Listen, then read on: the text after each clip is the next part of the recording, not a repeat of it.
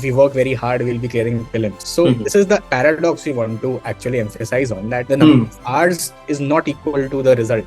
Exactly, because last 40 days. It doesn't depend on the number of hours that we are spending, but rather in what direction are we putting in those hours. Let's say I'm spending hours on reading current affairs. That, in my opinion, will not help me more in prelims. But let's say I'm spending the same amount of hours in revising geography, the 11th NCRT book, then that would fetch me marks because they ask continuously questions from that particular chapter. See if your accuracy is very good in these kind of, consistently asked microthemes and the blown up microthemes. So if your accuracy is good in this, you are for sure clearing the exam. Putting in the number of hours is good, but then where should we put in the number of hours? That is the more important question that has to be asked. Everyone knows that we have to spend hours, but where should we be doing it? That is where we have to do it, and that is where the first point of microtheme prioritization comes. It is not about working hard. Every year there are students who clear prelims in 40, 50, 60 days, especially the veteran rankers. So we have Rajah Mohaideen with us. You know his rank now. He's All India rank 7. He is the highest scorer in ethics this year in the country. He scored 138 marks. We'll be doing session with him on that also, and his specific brainstorming strategy. But today he's here for prelims because I think this is the biggest bone of contention for UPSC aspirants at this point of time, right? And it's all about working smart because everybody's working hard, but you need to also develop some sort of smartness, what needs to be done in last 40, 45 days. And this is where you get an edge also. So it's an honor and privilege to have Rajah. Yes, sir. Thank you, Rajah, for taking out your time and joining CD. Thank you so much for having me, sir. Yeah. Thank you, sir.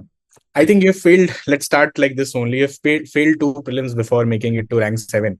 Yes, sir. I mean, what are the mistakes a beginner would do? What are the beginner's trap with respect to prelims specifically? Exactly. So to just give a brief about my journey, like I gave the 23 prelims and the 24 prelims, but I couldn't clear them. But then I cleared this prelims, 25 prelims. And if you look at my 20, and the CSAT was not the issue. It was always GS. So I cleared CSAT in all these 3 years. And my 2023, my first attempt, the marks was just 0.5 of the cutoff. It was like 73 point something, and the cutoff was around 74 because that year CSAT was tough and the cutoffs came down. And one question that I missed making it correct was which of the following are non-constitutional bodies, which is a very, very basic thing that they ask in prelims, and I even marked it wrong. So basically, the first mistake that I did in my first 2 attempts was not having my static portion very strong. So, and then what happens is, as the last few days of prelims approaches, a lot of new material are, surfaces and they are pushed. And that makes us forget what static is and what our basics are. And that is where I faltered in the first 2 attempts. So that is the one major thing that I corrected this year, which is to focus majorly on my static and to increase my accuracy in static. I mean, a lot of freshers would approach this examination or this stage specifically is like, if we work very hard, we'll be clearing prelims. So this is the paradox we want to actually emphasize on, that the number of hours is not equal to the result. Exactly, because last 40 days. Yeah, exactly, because it should be basically a structured approach, in my opinion. The efforts that have to be put, they should be put in a structured way and in the correct direction. It doesn't depend on the number of hours that we are spending, but rather in what direction are we putting in those hours in. Let's say I'm spending hours on reading current affairs. That, in my opinion, will not help me more in prelims. But let's say I'm spending the same amount of hours in revising geography, the 11th NCRT book, then that would fetch me marks because they ask continuously questions from that particular chapter. So these are the things that I think a fresher should understand as soon as possible. And because I do understand that the fresher approach, which is basically thinking that number of hours being spent will be equivalent to the results that we expect, that is there in all of us inherently. But then soon it should be changed. We should realize what is the true nature of the exam and then change it accordingly. So that should be done. Right. So this is what we want to emphasize. We do have some 26 aspirants also in the house. So in the last 40 days, please emphasize on microthemes identification, NYQ identification, master elimination techniques, make a hit list. Rajah will be showing to you in this slide only how he did that, and give as many as open test and mock test possible to assess yourself. This is the only way in the last 40 days you can make sure that your Yeah. prelims happen. So let's start with micro-thematic approach of subjects. Uh, Mhm. as you can see on the screen, Raja. Yes, Uh, sir. Yeah, yeah. So basically, I'll first say why this kind of micro theme identification is very essential for both prelims as well as mains, to be very honest, because I use the micro themes of Civilsdaily for my mains particularly. And for prelims, what I did was I myself took the efforts to do all the micro theme identification myself. But then this is something which is now given to you, right? So this can be used ready made, is what I'm feeling, and it will like reduce your time as well on the areas which you have to be concentrating more. For example, a question that people ask me generally is how do you revise subjects? Like, for example, let's take polity, and they show me the Lakshmikant book and show that it's very bulky. So, how do I revise this entire thing before giving a mock test? Because people tend to give mock tests before the prelims, right? So, they ask me how to revise this entire book again and again. That is where I say, no, you should not revise the entire book, but revise the themes that are being asked regularly, right? And that is where the micro themes comes into play. For example, here, if you look at it, the schedules parts, this is something which is like very repeatedly asked in, like prelims particularly. And this is something where I myself made mistake in 2024. And when they asked a schedule based question, schedule 5th, schedule 6th, schedule question in the 2025 paper, I got it correct. So because I identified that schedules is a theme, and then it should be revised properly. So that is something that I did. And another thing is like obviously, and that the pages of that schedule, 5th schedule, 6th schedule in the Lakshmikant book itself is just 2 pages. But from those 2 pages, questions come up regularly. So people might forget to revise that page, and they might be revising something else, like non-constitutional bodies or constitutional bodies, which have considerably lesser weightage. And do look at fundamental rights and fundamental duties and the working of the parliament, the types of bills that are being passed, the money bill which is being continuously asked, and how bills are being passed, the entire process of it. These are all very basic questions that are continuously being asked, and in these questions if we make a mistake we are immediately out of the race. So we should make sure that we don't make mistakes in these kind of questions. Then if you look at the orange ones are basically the ones that have blown up in the past, and then the consistent ones are the ones that are consistently being asked. So again, here finance commission, I had predicted that finance commission would be asked, and then they asked the finance commission, and they just changed one minor detail. Like instead of I think 41%, they put it as 45% or something in the finance commission's recommendation of the amount to be devoluted, and that itself removed that entire statement, and then the answer could be gotten. But if we had not revised FC Finance Commission properly, we would not be answering it. Similarly, as we saw before the schedules, the same thing, 5th schedule and 6th schedule has been asked. These are the things that should like always they are in vogue and will always be asked. And also the president's election as well, and the president's powers as well. These are all very basic things that should be like within our grasp, and we should have 100% accuracy in these kind of things. So that is why when in these last 40 days when we are revising, we might think that okay, I've already read parliament, I've already read president, why should I revise it again?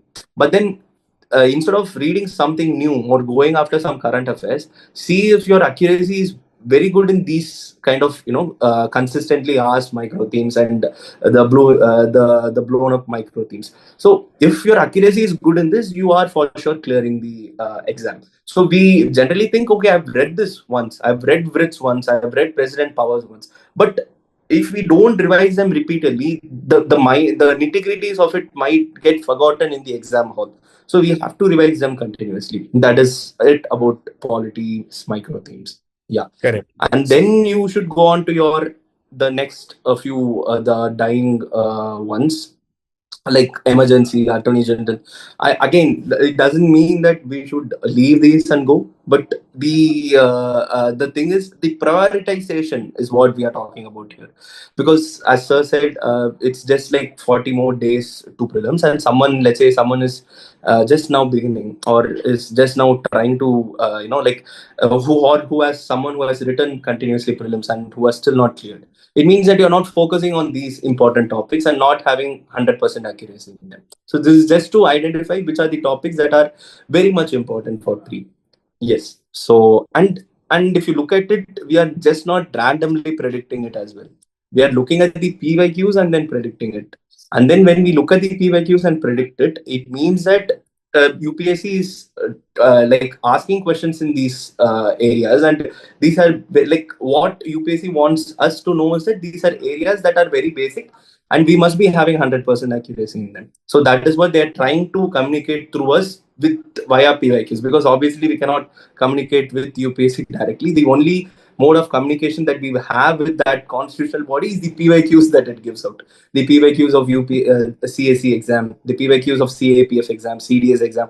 That is where we are able to see, okay, this is where UPSC is now wanting to ask questions in.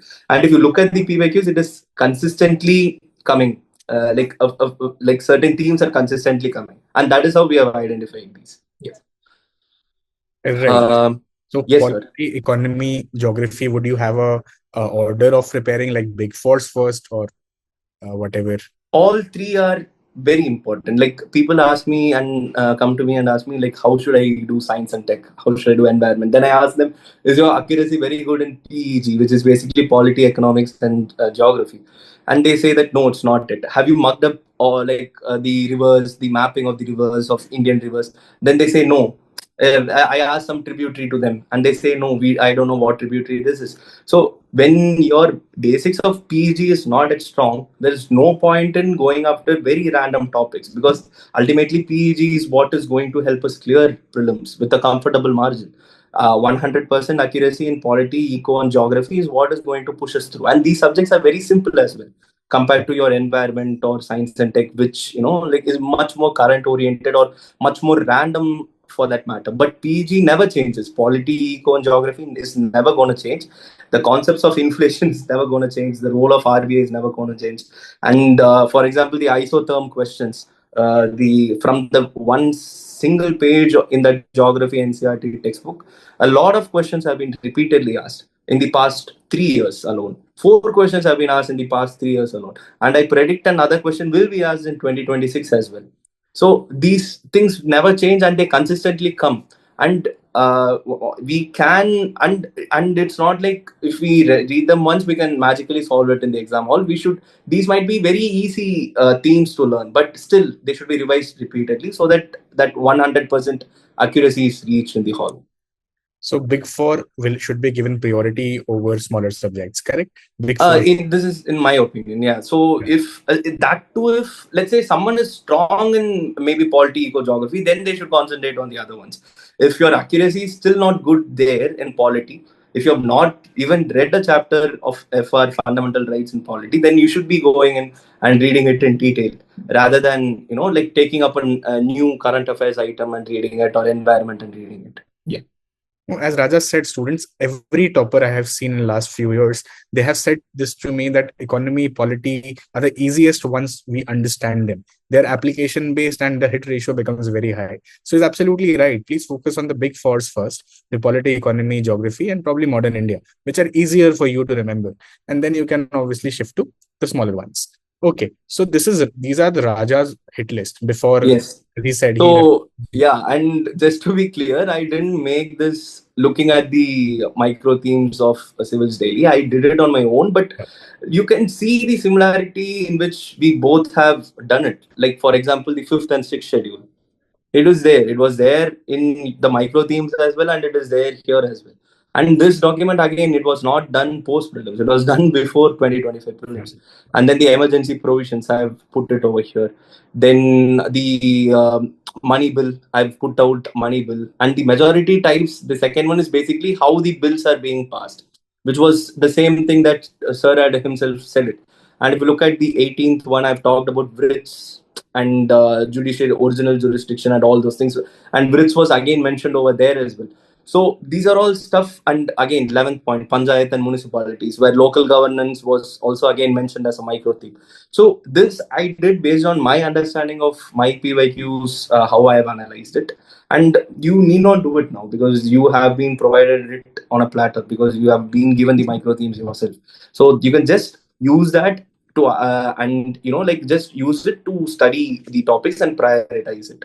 And particularly in history, I would like to point out, like if you look at the ancient history one, the third one, Mahajanapadas, and second one I've talked about IBC sites and rivers. And Mahajanapadas and rivers were linked together and asked this thing. And then talking of administration, look at the 10th point, administration of Gupta and Mauryas. Mauryan administration was again asked in 2025.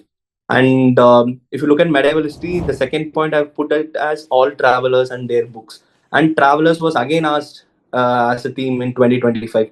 So, and the Sangam, the third one I've talked about Sangam administration, and they talked about the Cholas having a navy. This was the thing that they asked. Which of the following people had a navy? And the answer was Cholas, basically. So, these are all questions that were asked in 2025. As such, it repeated from the hit list that I had prepared. So that is where like these kind of things come into use. So, so the basic understanding from this is, after doing PYQ analysis, we have to prepare a chart of the basic themes that are being asked and the micro themes that are being asked. So that is the thing. So this is what I did. Like year wise, I have done it. Like 2019, for example, I've talked about acts of modern history and then revise the Mughal administration, Sultan administration. So administration was a micro theme that was repeatedly being asked. And then it was repeated in 2025 as well. It was asked in 2019 as well, and it is again repeated in 2025.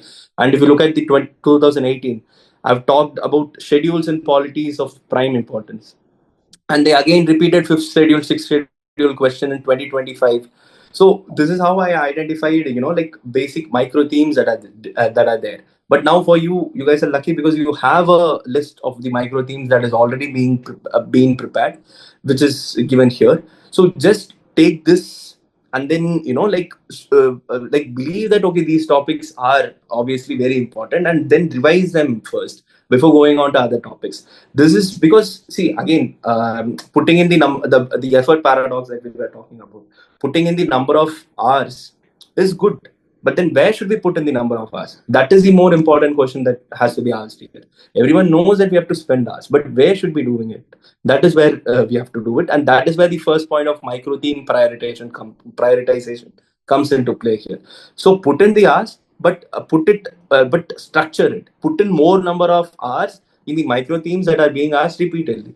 Then put in less number of hours for the other micro themes. So prioritize your micro themes. It doesn't mean that you leave anything, but we prioritize certain things above certain things. That is what we are doing here. But then, see, most importantly, after the micro themes identification has been done, especially 78 blown up ones that you have, the second stage is that you should have NYQs, at least exactly. Right? And this is where the game will change, because this is very difficult to identify. And since Rajah has already identified before this document, we're releasing this for the first time. So naturally, toppers like him were doing it their own. So see, this is where it happens, NYQ identification. Now you would see Rajah's notes also had certain of these NYQs that we have also identified. And this is not one common thing that we can give. This is very subjective and you have to apply your own. Exactly. So Rajah, more on the NYQ. Yeah. So NYQ may I would like to add one more thing to what sir is saying, is that while you are basically, what is NYQ? NYQ is something which can be asked in the next year. Is the new year question, next year questions, right? Or is the next year questions. So it is something which can be asked for the next year. So our task is not just to look at the PYQs, but also to predict what might be asked in the next year. So while talking about that, we have to again look at it into two parts. The first part is what is the content that can be asked, and the second is what type of question can be asked. See, while talking about type of question, I'm talking like statement-based questions or match-based questions. For example, in 2024, there were two or three questions. I think just one question was asked. One question was asked with statement 1, statement 2, and then statement 3 given. And then I predicted it that, okay, in 2025, the number of these kind of statement 1, statement 2, statement 3 questions is going to increase. And then it did actually. In 2025, they asked around 7 or 8 7 or 8 3-statement questions. So it was not a shocker for me in the exam hall to attempt those kind of questions. So identify what type of questions can be asked new also. So now for 2026, your mind should be actively thinking what new thing that UPSC might ask. Like, for example, I had predicted that which didn't happen. I predicted that image-based questions can be asked, where they give an image of a map and they mark some certain places on it and maybe ask what these places are. So this is something that I predicted as a NYQ while I was studying for the 2025 prelims, but then it didn't come. But now you guys can maybe predict it as an NYQ for your 2026. So think of the type of question that can be asked as well. Now coming to the other part, which is the content part, which sir has given here, we have to look up at what kind of questions can be asked based on the questions that have been asked in the past. For example, let's say they're asking about the Charter Acts continuously. Then that would be an NYQ for the next year, because they can ask another aspect of the Charter Act in another year. If they are asked a different Charter Act this year, they might be asking about another Charter Act. And similarly, let's say they are asking about in 2024, they asked about the other names of Buddha, right? And then in 2025, they asked about the other names or titles of Mahendra Varman. So basically, the names part or the titles part now becomes a theme. So now we predict that okay, they asked about Buddha. So I thought that they might be asking about Mahavira in the next year, 2025. And but instead of Mahavira, they asked about Mahendra Varman. But that is fine. But still, we should be actively thinking what can be asked in the next year, and those become your NYQs. So Yeah. you have to do your analysis of PYQs via your micro themes and study them. Also, actively think upon what new NYQs can be asked for the next year as well. So Yeah. that so that see, obviously, because they also will be undergoing the same process. UPSC will also be undergoing the same process. They'll be thinking what new questions can we ask in this year. How can we make it more difficult, or how can we make it a bit more easier? So they will also be undergoing the same process. So if we try to emulate the same thing ourselves, it makes us we might predict the questions. So like for example, I again predicted one question which actually came was the NEFT versus RTGS. This question I had predicted it, and I had the notes for it as well. I made it wrong in the exam hall. That's a different part of it, but still I had predicted that this will be asked in 2025, and they asked it. So try predicting what might be asked based on the PYQs that are happening in the past few years. Correct. So understand the pattern of UPSC. They will introduce a topic in year one. Then they will ask a factual question in the year two. And in the year third, you would see an application-based question on that, increasing the level tremendously. Right. So this is I think that is where we'll be going to the next part as well, where we talk about how it increases difficulty in the questions that we are like talking. It's the loop, I think, the micro loop, where yes, micro loop. exactly. So it is basically a same. So what micro loop is? We have a micro theme, right, which we have identified. So now we see that they're going in, like they've asked all the basic things that have to be asked in that micro theme. Then what do? They go a bit more deeper into it. For example, the let's take the example of the isotherm question itself, like how the isotherms deviate during the month of winter. Do they deviate more on the northwards on the oceans or on the land? So this is a question that is continuously being asked in the 4 years, and this is actually a basic theme only. So this year we might expect that they might go a bit more in depth into it. So that is where we have to like the basically the micro themes that we are identifying as the the ones that are consistently being asked. In that we have to see how more can we learn about it, or how deeper we can go into it. As sir would talk about river systems. So river systems, generally they ask very basic question. They've asked like which one of the following rivers does not originate in India, which is a very basic question. And then which of the following rise in the Eastern Ghats? So these are all very basic questions. But then now they have started going in depth into the rivers itself. So they have put out examples here. And another thing is they were in 24, they asked to arrange the tributaries from west to east. So it doesn't just matter that you know what the tributaries are. Now you have to arrange them from west to east as well. And in 25, they asked about the Mahajanapatas along with the rivers on the right hand side. So they are linking history to geography as well. So these kind of deeper attributes we have to be going into it. So this is where we go in the micro loops as well. So firstly, we identify the themes in the micro themes and we thorough ourselves with it. Then we also try to predict what kind of questions can be asked, which is through our NYQ identification. Then certain themes that we have identified in the PYQs, we go a bit in depth into it for our own sake, because they might go in depth into it because it is a very favorite topic of theirs, and they've exhausted all the basic questions that have to be asked over there. So now they go in depth into it. That is the basic thing. Right. And without NYQ identification, you won't be able to win this. So it's just not having a micro theme document with you. Of course, a lot of channels have it now. A lot of channels will be giving it to you.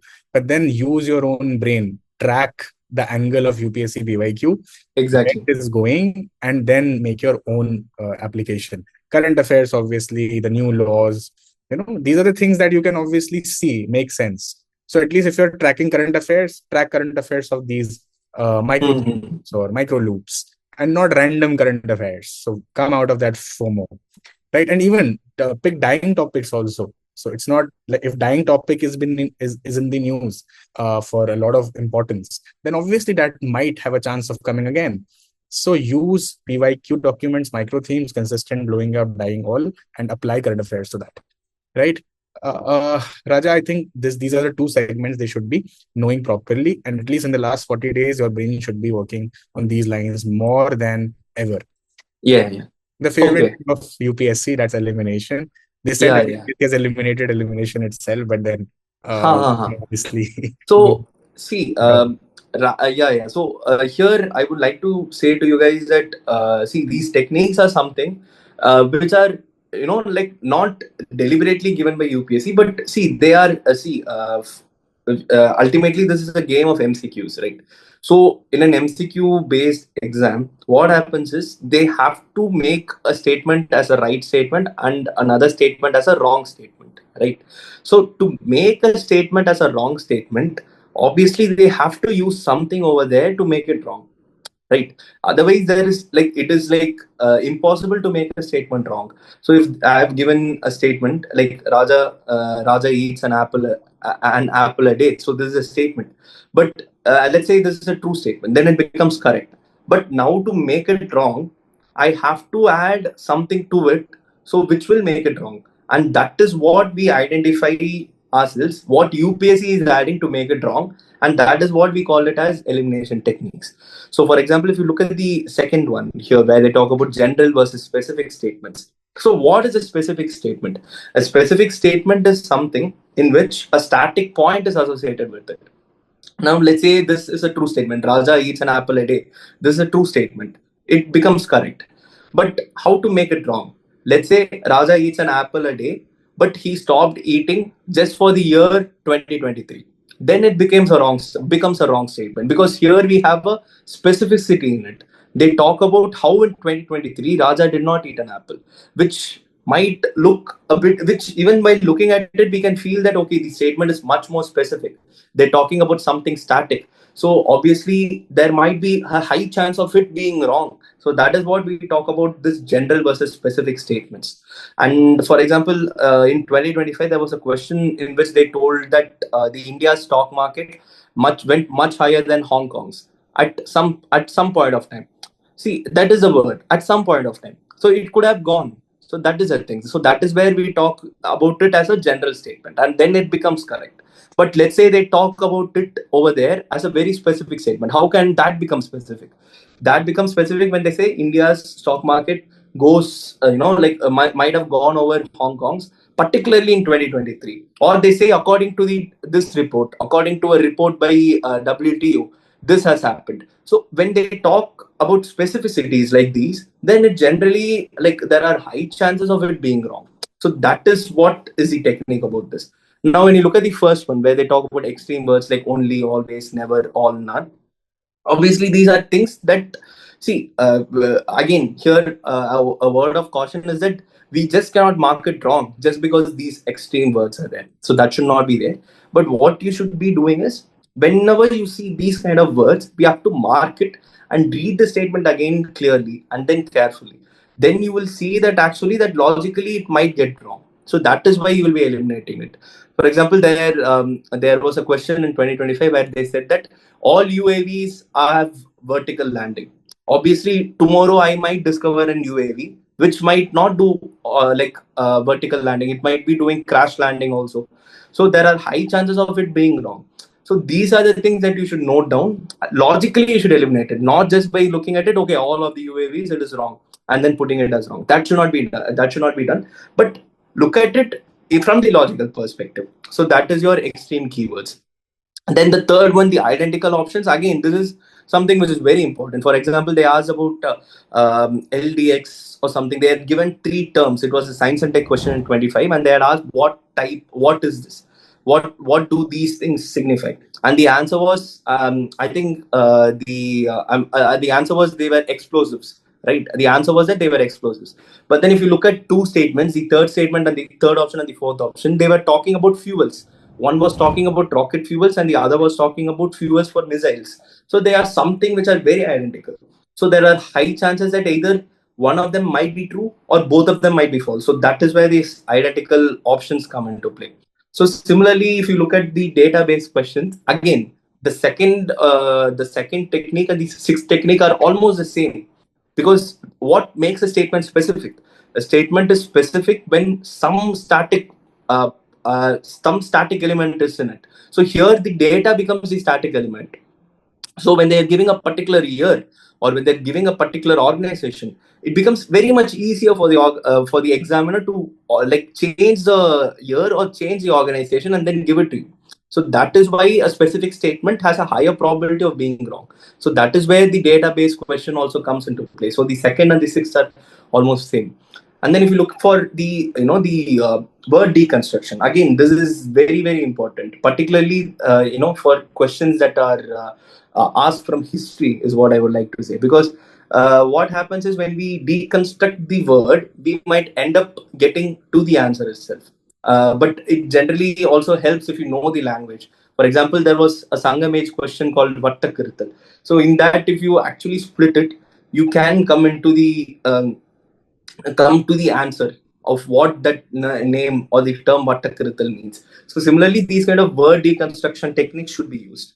So these kind of techniques, why are they important? See, just with our basic static knowledge, we will be answering up to 50 to 55 questions, right? But our aim is to reach that level of 80 plus questions or 90 plus questions. So we have 30 more questions to solve in the exam hall. So it at that time, we cannot be thinking like, okay, I did not read about it, so I will not mark this question. No, that should not be your thing. So you should be thinking that, okay, even though I've not read about it, the statement looks a bit weird. It looks a bit extreme. So I will mark it as wrong. But this statement looks a bit general. So I will mark it as right. So these kind of things have to be used in the exam hall as well. For example, the same stock market question of India. We would never have read about this in our basics, but still we should solve it in the exam hall, and I solved it right as well. So these are the things that you have to be doing. So these techniques are important for you to get past the cutoff range as well, and also to mark the required number of questions as well, because it is practically impossible to mark everything based on our knowledge alone. So it should be a mix of logical elimination using techniques plus your knowledge. Right. So PYQs based microthemes, NYQ identification, elimination, mock and open test is your go-to thing for the last 40 days. Do not chase your books again. I mean, 1,000 pages book would not deliver the Exactly. same result this way. Don't like start revising the entire books again, but just identify the themes and then revise it. That should be the game. It is not about working hard. Every year, there are students who clear prelims in 40, 50, 60 days, especially the veteran rankers, right? Earlier interview results were very close to prelims date. So there were a lot of people who couldn't make in the interview list, but used to clear prelims in 20, 30, 15 days also because of these things only, right? So do not panic. Apply your brain, use these things smartly, and you will be able to clear this examination. Raja, now I think understood. We have made them understood everything. What would be your advice to them for the last 40, 45 days? What would you have done had you been attempting this year again? Yes, sir. So in fact, I started preparing for this year's attempt before the results. So I only stopped preparing post the results. That also happens because we are never sure what might happen. So that is there. But again, what I would say is because I'll go from the aspirant's perspective itself. What an aspirant would be doing right now, he will be solving a lot of tests that are there. Like he will take a lot of mock tests and he'll be solving it. So I would ask him to keep the number to a very limited amount. Keep it at 14 or 15, because none of the tests that are there available can match what UPSC is trying to bring in. So that is where I would say to keep a limit on the number of mock tests that you're attempting. Keep it. I just had a number of 12 or 13. I did not cross 15 for me. So that should be there. And another second advice is, then what should we be solving? Solve your PYQs. So take a PYQ paper of 23 or 24 and sit and solve it. And when we solve only, see, we can easily say these kind of techniques on we can just put it on a slide and just tell, okay, this is a extreme statement technique. This is a general versus specific technique. But how will we imbibe it into ourselves? That happens only when we solve our PYQs. So have the PYQs and start solving them, and start using these kind of logical techniques and elimination techniques to solve them. Then only we will imbibe it. Because just looking at a slide or looking at a sheet of paper, okay, these techniques I should be using, that doesn't happen without practice. So practice the PYQs. That is another thing that I would say. And third thing again, study your static, prioritize static. And if someone asks what should I prioritize in static, then use your micro themes. That is where your micro themes comes into play. So use the micro themes to prioritize what subjects that you have to be like what topics you have to be doing in each subject, and then complete them first. See if you have 100% of accuracy in all these micro themes that are repeatedly being asked. So only when you have 100% accuracy in them will you be clearing, clearing the cutoff. 100% is obviously the ideal amount, but that is what we should be striving for. Then only we can reach that number of 85 to 90% of accuracy and still cross the cutoff. That is the thing. So the three things that I would again like to reiterate is, do mock tests, but keep a limit to the number of mock tests that you're doing, because it's just the last 40 days. Focus on your PYQs. Try to implement the techniques that were said here. Try to implement them actively by yourself. Try to do it yourself. You can watch n number of videos of people using techniques and then solving it, but you should yourself be using it to try to use it yourself and then solve it. That should be your second thing while you're doing PYQs. And the third thing again is to prioritize your static over anything new that you want to read. Do not read anything new. Just read what all you have done. Prioritize your static and revise it based on the priorities that are given by the micro themes. So these are the three things that I would like to say for the last 40 days. Something about CSAT also, Raja, because this is a pain point for a lot of students. Yeah, okay, sir. So for CSAT, what I would try to say is, like, there are three parts to CSAT, right? The first one is the reading comprehension, then the second is your max, and the third is your logical reasoning. So in these three things, what you should be doing is identify what is your strong point. By now, you should have done it because it's the last 40 days. By now, you should be knowing what is your strong point and what is your weak point. Rather than focusing on the weak point in these 40 days, I would ask you to increase your accuracy in the strong points that you have. For example, my strong point was the reading comprehension and the logical reasoning. Maths was also my strong point, but comparatively, these two were my stronger points. So, and my scores in CSAT consistently increased. Like in 23, I got 78 or something. Then in 24, I got 86 or something. And then in this year attempt, I got 114. So it has consistently increased. Not because I focused a lot on maths and started doing maths problems, but because I increased my accuracy in reading comprehension and logical reasoning. So on an average, 28 reading comprehensions are asked. And generally my accuracy was like 20 to 21 correct I will do, and the rest I will be doing it wrong. This was my accuracy. But then I repeatedly solved the PYQs of reading comprehension repeatedly, and then I was able to understand how the language of UPSC sounds like. So that helped me to increase the accuracy this time. So that was the thing. So identify what your strong point is and try to increase your accuracy in that, because that will be ultimately helping you to cross the cutoff.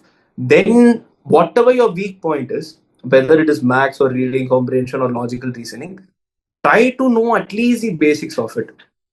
For example, if you take maths, you need not solve all the questions that are there, but choose certain topics that are much more simpler. For example, I chose topics like NCR and NPR, permutation and combination, which is something that is easily solvable with just a very small formula. And then it is also asked every year. And then I chose it, and that question in maths, I'll be solving it regularly. So that is what I did. So identify your strong points, increase your accuracy in that. Also, you identify your weak point, but in that, instead of going fully in depth into it, because now the time is very less for you to learn something new in CSAT as well. So in that, for those things, just make sure that your basics are covered. So that would be my advice. And another advice for CSAT would be to try to solve a FLT of CSAT from the time period of what actually happens in the exam. Well, I think it's between 2:30 to 4:30. So in that afternoon time, you have to sit and solve CSAT. So that would train your brain to think during those 2 hours in the afternoon, because generally that is our the time period where we don't work too much. The post lunch period is generally where we don't work too much. But now in these last 40 days, try to train yourself and attune yourself to those 2 hours of intense brain thinking post lunch, because generally we don't do that. So that should be there. That is why, because we can perform very well in on the exam day. So in the next 40 days, don't sleep post lunch and start solving CSAT questions from that time period, 2:30 to 4:30 itself. So that would also help you in honing your skills in CSAT. Brilliant. It was a fantastic session, Raja. I think we have covered everything that's required for prelims this year. Okay, sir. 78 blew up micro themes is what you should be prioritizing. Exactly. NYQs on that, elimination techniques, practice mock, and you will be good to go. Trust me. Okay. Thank you so much, Raja, for taking out your time and joining us.